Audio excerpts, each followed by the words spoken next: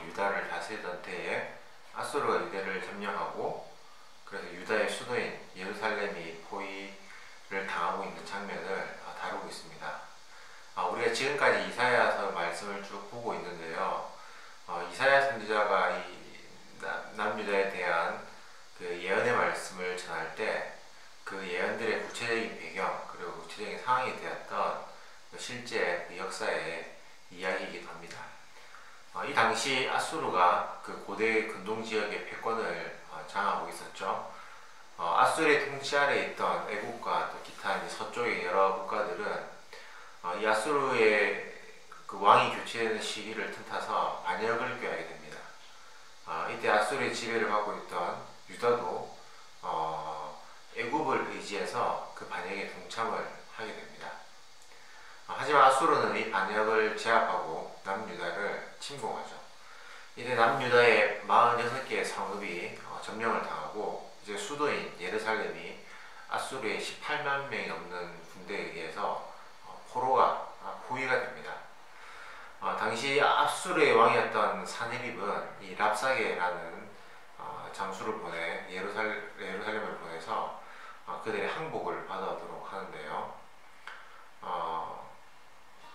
그는 이 예루살렘 대표자들에게 항복을 받아내기 위한 연설을 하게 됩니다. 오늘 함께 읽은 이 본문의 내용이 바로 그 내용인데 기본적으로 1차적인 내용이 4절에서 10절을 보시면 잘 나타납니다. 그 내용을 간략히 살펴보면 너희는 갈대와 같은 애굽을 의지하였고 결국 그 갈대에 의해 너희들의 손이 상할 것이다. 또 너희가 믿는 유일신 여호와는 결국 이 어려움에서 너희들을 구원하지 못한다 라고 말을 합니다. 이때 예루살렘의 대표로 이 랍사게를 맞이한 그 세 사람이 있는데요. 엘리야김, 셈나, 또 요아라는 인물입니다. 그런데 이 세 인물은 이 랍사게가 하는 연설이 유대인들이 직접 들을 때에 유대인들의 그 기가 박히고 그들이 절망에 빠지게 될까 두려워 랍사게에게 우리 유대인 언어가 아닌 당신들 아람 방언으로 이야기해 주십시오. 우리가 다 아람어를 들을 수 있습니다. 라고 그렇게 요청을 합니다. 하지만 랍사게는 더 크게 유다 방언으로 모든 사람이 들을 수 있도록 말하죠. 너희는 여호와 하나님이 이 상황 속에서 너희들을 건져줄 것이라고 말하는 히스기야 왕의 말을 믿지 말라 라고 말합니다.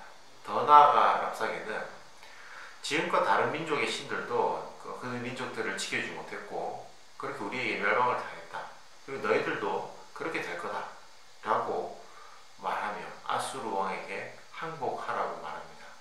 그리고 아수르에게 항복하면 너희가 지금은 불안해하고 두려워하겠지만 너희가 자유롭게 포도와 무화과를 먹을 수가 있고 또 곡식과 포도주가 가득한 우리 아수르의 땅으로 너희들이 올 수 있다 라고 이야기를 합니다.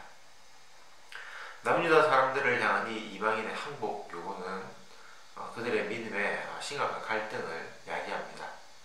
그들은 하나님께서 다윗 왕에게 약속을 했기 때문에 절대로 예루살렘은 멸망하지 않을 것이다 라는 확고한 믿음이 있었던 사람이었기 때문입니다.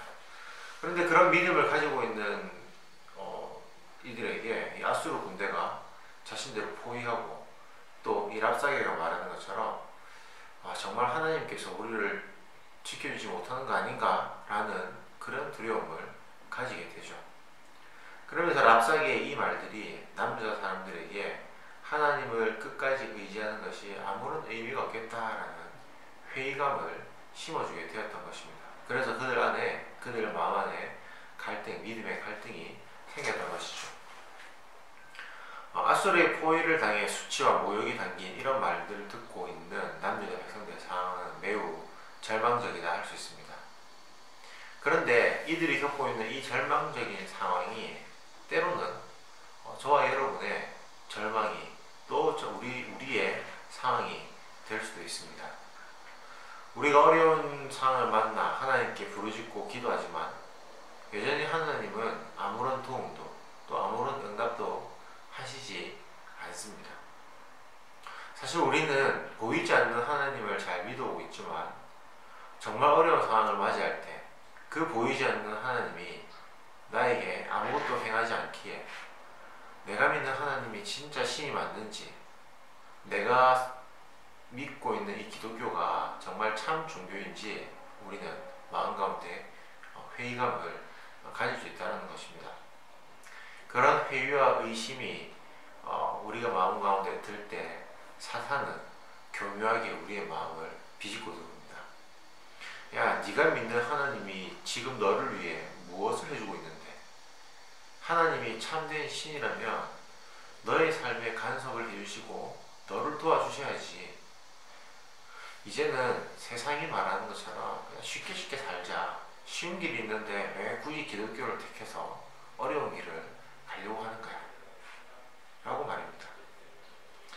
하나님의 음성이 아닌 앗수르의 항복 요구에 응답하라는 그 랍사게의 음성이 우리의 마음에 울리게 되는 것이죠. 여러분, 이런 상황이라면 우리가 무엇을 할 수 있겠습니까? 또 우리가 정말 해야 할 것이 무엇일까요? 오늘 함께 읽은 본문에는 이 질문에 대한 해답이 바로 나오진 않지만 뒷장인 37장을 보시면 그 답이 명확하게 나타납니다. 바로 하나님을 신뢰하며 그분께 기도하는 것입니다.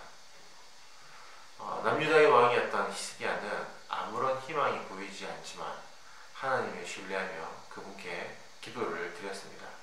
그렇게 할 때 하나님은 앗수르의 군대를 물리쳐 주셨습니다. 어떤 상황 속에서도 끝까지 하나님을 놓치지 않는 이들에게 하나님이 특별한 은혜를 허락해 주신 것이죠. 저는 우리 고등부 친구들에게도 이러한 신앙의 견고함이 있기를 바랍니다. 우리가 믿는 하나님은 아까도 말씀드렸던 것처럼 우리의 눈으로 볼 수 있는 분이 아닙니다. 내가 어려울 때에 내가 원하는 방법으로, 내가 생각하는 답대로 하나님께서 일하시는 것도 여러분 아마 별로 본 적 없을 겁니다. 경험하신 적이 없을 거예요. 그러다 보니 우리는 결국 하나님의 존재를 의심합니다. 내가 이렇게 어려운 상황인데 왜 하나님은 나를 안 도와주시는가? 내가 간절히 기도했는데 왜 하나님은 내가 원하는 방식대로 일하시지 않는가? 그리고 세상은 우리에게 거봐, 교회 다녀도 별거 없잖아. 그냥 적당히 살아. 왜 피곤하게 그렇게 열심히 신앙생활하면서 살려고 그래? 교회 안 다니는 다른 친구들처럼 그렇게 살면 되지. 라고 속삭입니다.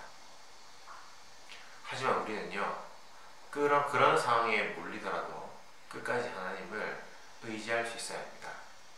그 하나님을 붙들고 기도할 수 있어야 하는 것이죠. 그런 신앙이 바로 저와 여러분에게 필요합니다. 여러분, 어떤 상황 속에서도 그렇게 하나님을 포기하지 않기를 바랍니다.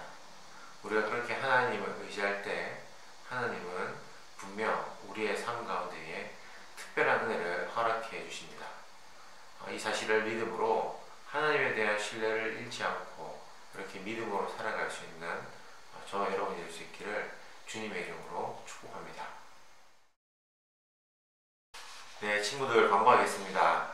원래 오늘 오후에 예배를 드리고 저희들이 저희 고등부 수련회를 진행할 계획이었는데요. 지난주에 다시 코로나가 유행을 하면서 포항에도 확진자가 생기고 상황이 이렇게 변하게 되어서 저희가 수련회를 잠정 연기하기로 했습니다. 좀 아쉬운 마음도 있고 하지만 또 우리가 시기가 시기인 만큼 서로 조심하고 또 우리가 불필요하게 무리하게 할 필요는 없는 것 같아요. 그래서 수련회를 점정적으로 연기를 했는데 또 코로나 상황이 좀 나아지고 또 우리 친구들이 또 함께 좀 편하게 모여서 모임을 할 수 있는 상황이 되면 그때 다시 공지하고 수련회를 할 수 있도록 하겠습니다. 날씨도 덥고 또 여러가지 코로나로 인해서 또 여러분들 공부하는데 또 생활 패턴이나 또 공부하는 패턴에 많이 변화가 생겨서 또 여러분 마음이 많이 힘들 것 같은데요. 여러분 그럴 때마다 오늘 함께 말씀 나눴던 것처럼 여러분들 기도로 또 신앙으로 어려운 상황들을 이겨나갔으면 좋겠습니다. 또 그렇게 여러분의 마음을 잘 다스리면 좋겠어요. 저도 그렇고 또 우리 선생님들도 같이 여러분들 위해서 늘 기도하니까요. 여러분들 힘내시고 또 우리가 믿음으로 또 한 주 한 주를 살아가면 좋겠습니다. 그럼 다음 주에 우리 만나도록 하겠습니다.